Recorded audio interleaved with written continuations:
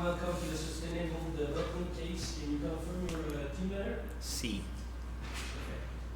For this case, you'll have 2 minutes to make your presentation in front of the judges. If your presentation lasts under 18 minutes, you will receive a 1-point penalty for every 30 seconds. If your presentation lasts under 15 minutes, your team will receive the score of 0 at the general ranking for this case. If after 20 minutes you have not completed the presentation, you will be stopped to move on to the period of question.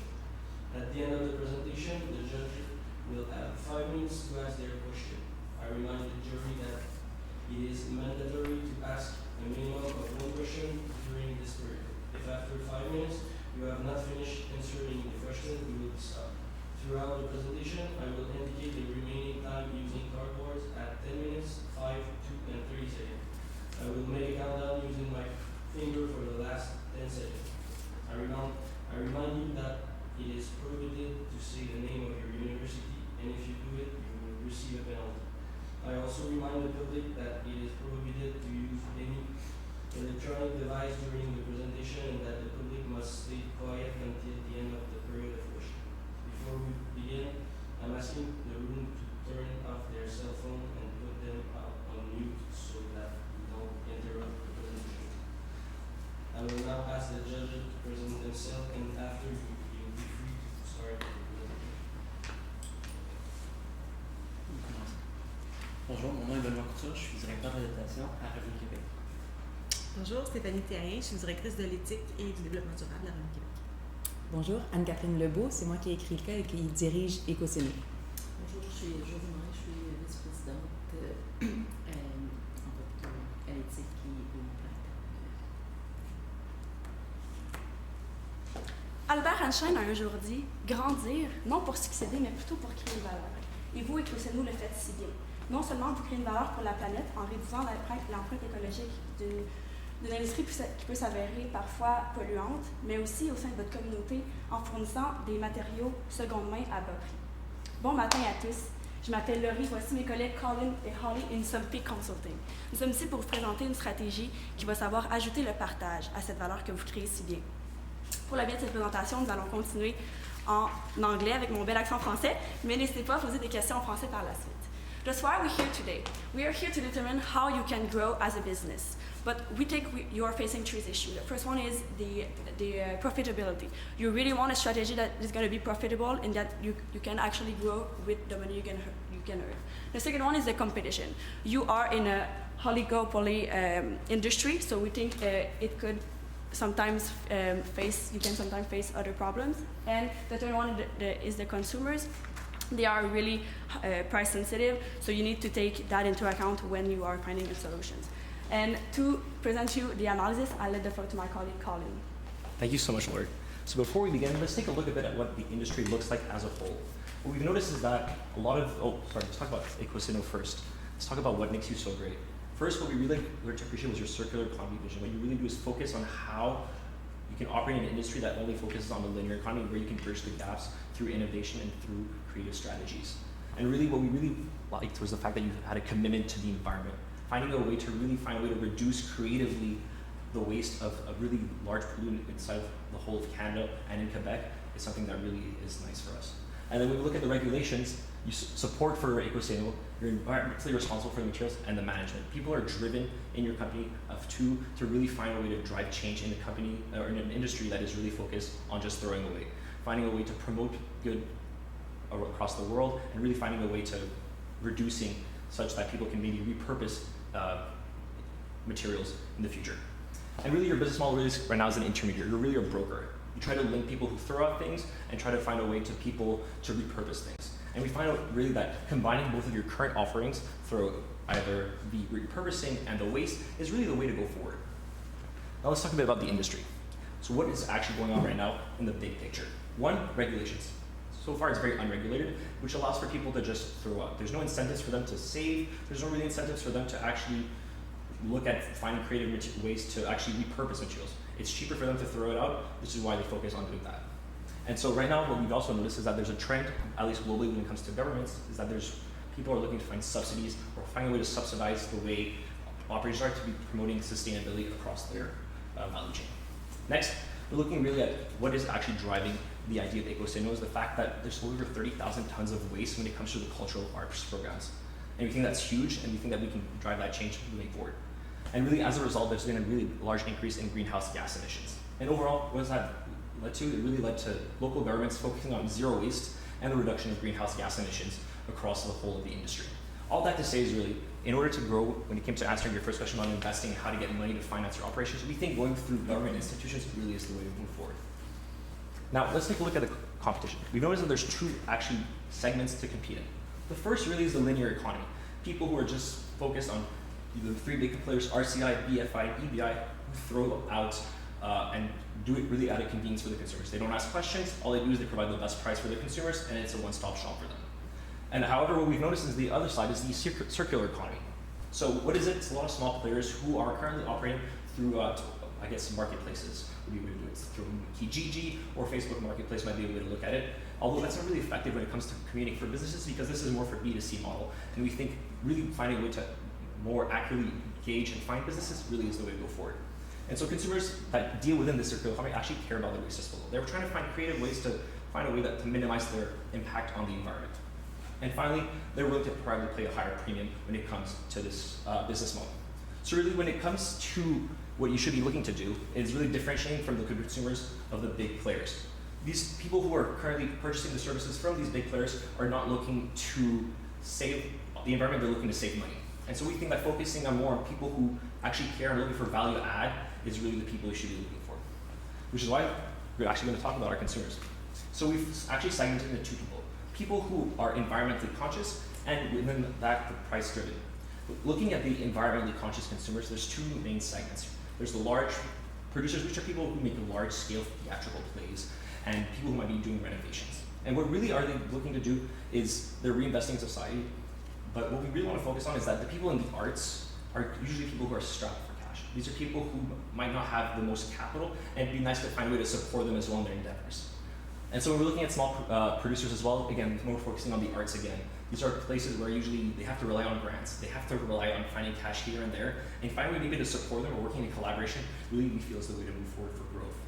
And however, we think that when it comes to looking at the price-driven consumers, people who are looking for a bottom line or finding a way to minimize their impact or costs, these are people you're not going to want to look for. These are people who are not here to work with you. They're here to just save $1 and try to maximize their own value.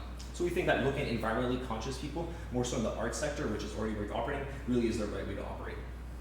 So we think actually bridging the gap also from the people who waste and who repurpose and use really is the way to go. So essentially combining again both your services of waste management and repurposing into one business model might be the best way to grow. And with that, I'll pass it back to Lori to talk about our strategy. Thank you, Colin. So what are the alternatives you're facing right now?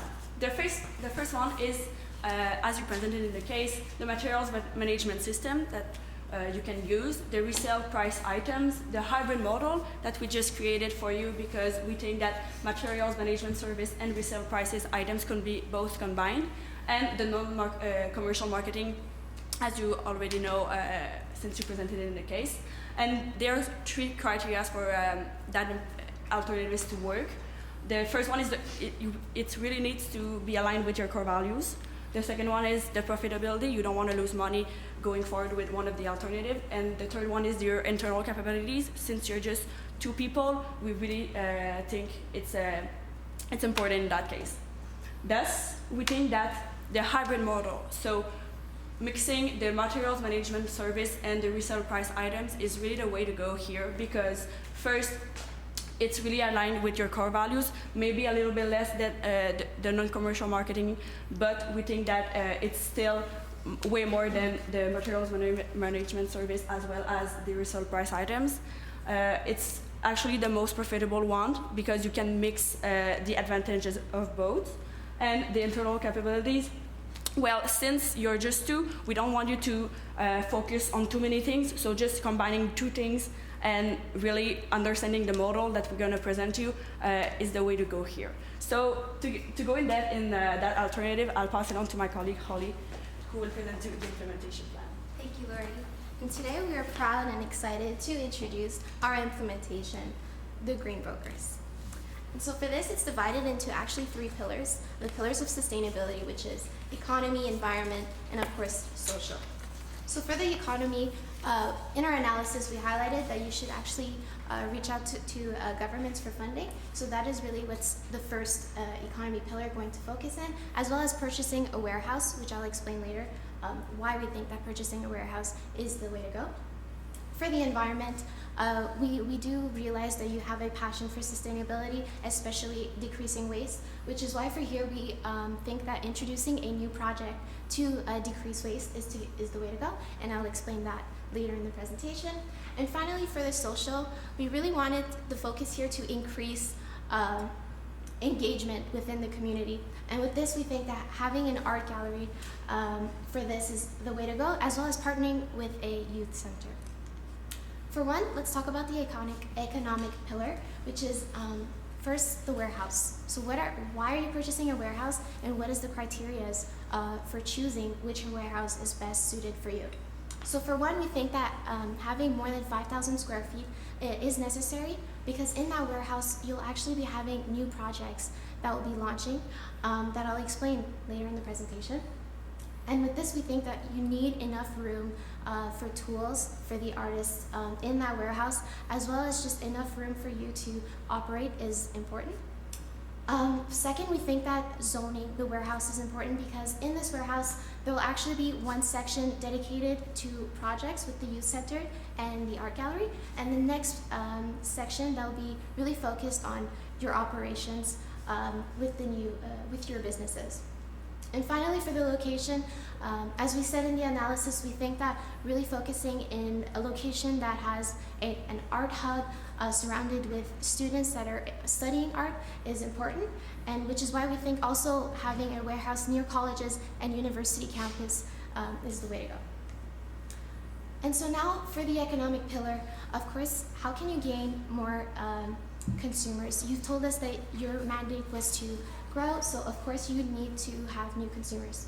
So the message here is really just to highlight that repurposing. So they end up giving you their waste that you can repurpose and sell back to them at a lower price. And we think that they would actually collaborate with you, because in exchange, if you were to target, let's say, theater companies, with this we can advertise freely in the warehouse their upcoming shows that they might be having, or ballerina plays that they might also be having, which is why we think that it's a win-win for both situations. And also with this, we think that not only targeting theater companies, but of course your two bigger businesses, which are renovators and of course community centers. And for the social pillar, how exactly are you going to increase social engagement within this implementation? Well, one, I've mentioned that we think that you should partner with a local center, and really the reason for this is just to empower students to pursue their passion in arts. And with this, we think that making sure that the warehouse are near the youth centers are near your warehouse to, of course, avoid greenhouse gas emissions if they were to use the car or a bus to send it to your warehouse, which is why we think really prioritizing a location near is important. We think also, of course, since it's a local youth center, they would have to be under the age of 18 years old. And the goal really here is just to increase your circular economy by engaging the youth with your new project. And so for the art students, what exactly will you be doing? Well, for one, we think that the reason why you should target art students is because in that warehouse, they'll be able to showcase their art projects. As I've mentioned earlier, there's an important aspect in zoning. One section would be dedicated to the youth, and the other section would be your operations. And with this, once again, is really just to empower students that are into art, that have a passion for art, and just to showcase it to the community, what they've been doing all year round. And so for the social pillar, I've mentioned the art gallery. And as I've said, it's really just a place for artists to showcase their work for free with you. And with this, we think that not only will you empower the youth, we think that will actually be a good marketing campaign to increase you as a company and how you're involved not only in the environment, but also the social pillar and sustainability, of course. And who can participate? Of course, it would only be art students and the youth center that I've mentioned that you should collaborate with. And really how it will work, depending on the foot traffic, it would really be a rotation of every 2 months. But of course, if the foot traffic is not as high, then the rotation would be longer. Or if it's very busy, then of course the rotation would be shorter. And really with this, it's just every student or youth can have one art piece, one art that they can present at the art gallery once every per exposition. And for the environmental pillar, of course, your core values. We think that launching a new project that will also be beneficial for your marketing campaign is really continuing your collaboration with the youth center and collecting trash in the streets and actually building a statue to really make a statement that says trash talks. So really with this is just to show how with all of the trash that people throw in the city, you can actually make something beautiful, and not only beautiful, but show how much waste people might litter all throughout the city. So for this, we also think it would be beneficial, as it would be quite a good marketing campaign. And so now I've told you about what you're doing for the community as well as for the environment, but we've mentioned in our decision matrix the hybrid model. So really with this is what the pricing of the business model would look like. So for one, the price is $500 per 40-yard of container. And the reason why we decided to keep it as that is really just to remain competitive with the big players that you are up against. And for the resale value, we decided also to keep it at 25 to 50% resale value, and really it's just to promote the reusage of materials that I've mentioned would be beneficial if you were to by continuing the B2B model. But with the hybrid, we think that this actually continues your core values, which was really the circular economy, which is why we think that is the best option for you. And I've also mentioned seeking funds from the government, and really the two places that we think that you should focus with is the CDPQ, and the reason why is because they have a VC fund for companies that are into sustainability, as well as government institutions that are really looking forward to invest into companies that care about sustainability, as they have goals that they need to meet within Quebec. And with this, there would be an online application, but of course there would be necessary audit to ensure that what you're doing is legitimate. And the goal really is just to have $48,000 from the CDPQ and the government institutions. And with this, I'll pass it off to Colin to discuss financials. And at this point, you're probably wondering how much is our strategy going to cost the green brokers? Well, we estimate in the first year it's going to cost about $95,000, with the bulk of the cost really being allocated to the art gallery and the warehouse itself, which has been outlined as $48,000. Obviously, the tools to repurpose the waste that people will be selling to you or giving to you to get rid of, you will need the tools. So we budgeted about $10,000, given that a saw, a hammer, or depending on how complex the art piece was, you might need more complex tools.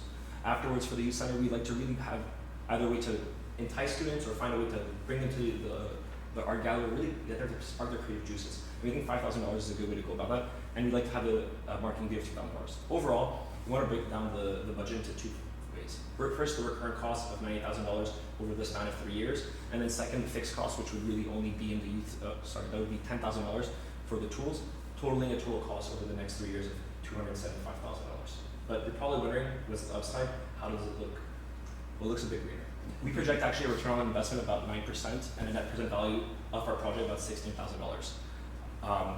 In the first year, you're probably running a loss given the fact that you're starting your operations, you're meeting new suppliers, you're meeting artists, and getting them on board and finding a way to make sure that your costs are in line. You might not be able to project a positive revenue. However, in the second year, we foresee you breaking even and paying back the loss, and then afterwards you'd be profitable. This assumes that you'd be reaching 50 tons of waste in the first year, and then 75 and then 100. We can talk more financials if you like in the Q&A. But with that, I'll pass it off to Lily to cover some risk implications. Thank you, Colin. So every implementation plan represents risks. So we think that these are the 3 risks. The first one is, what if you cannot find a warehouse near the school, which is possible? We think that partnering with another social enterprise within your city to share the space is actually a mitigation for that risk. The second one is, what if the art student asks for more services? We know that it's going to be really popular, so what if they ask for more room, more tools? We think that partnering with schools to get more funds is a good way to grow, to gain money to grow your warehouse. And the third one is, what if the Ecoseno brand is diluted after the strategy? What if people are confusing the art with the circular economy model? Well, we think that creating a video that showcases your circular economy models with the students is actually a good mitigation for that risk. Thus, we were here to determine how your company can grow. And we were facing three issues. The first one was profitability. And we think that seeking for funds with the government or other institution is the way to go here. The second one is the competition, as you're facing big competitors in your market. And we think that targeting artist schools is mitigating that risk. And the third one is the consumers, because you have many different consumers, and we think that providing them the service that they can buy back at a lower price is mitigating that risk. Donc nous étions ici pour vous présenter le Green Broker, et nous sommes persuadés qu'avec cette stratégie, non seulement vous pouvez continuer à créer de la valeur comme vous faites si bien, mais que vous pouvez aussi la partager. Merci beaucoup, et nous ouvrons la parole aux questions.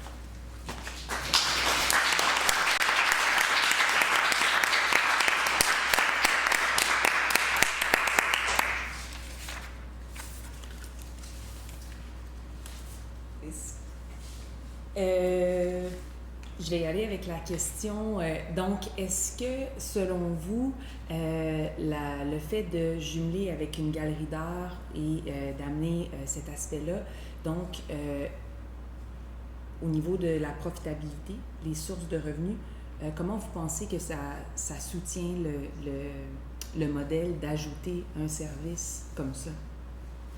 Oui, en fait, on voudrait pas pour vous que vous chargez en fait aux personnes qui vont visiter la galerie un prix, parce qu'on pense que vraiment la communauté est importante ici, puis que les gens ne veulent pas nécessairement payer pour aller voir des galeries d'art, même si ça le pourrait.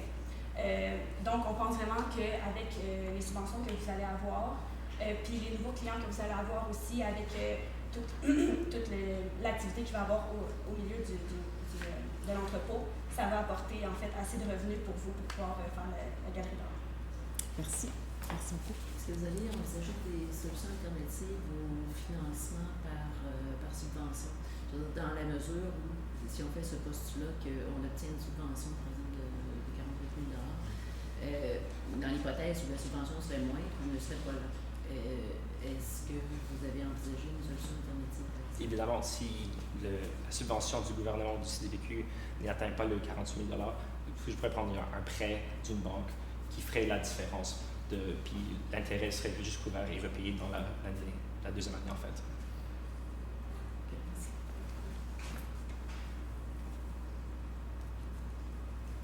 J'ai une autre petite question. En fait, c'est ça. Là, on parle du 48 000 pour l'entrepôt, mais au départ, j'avais l'impression que vous proposiez d'acheter un entrepôt plutôt.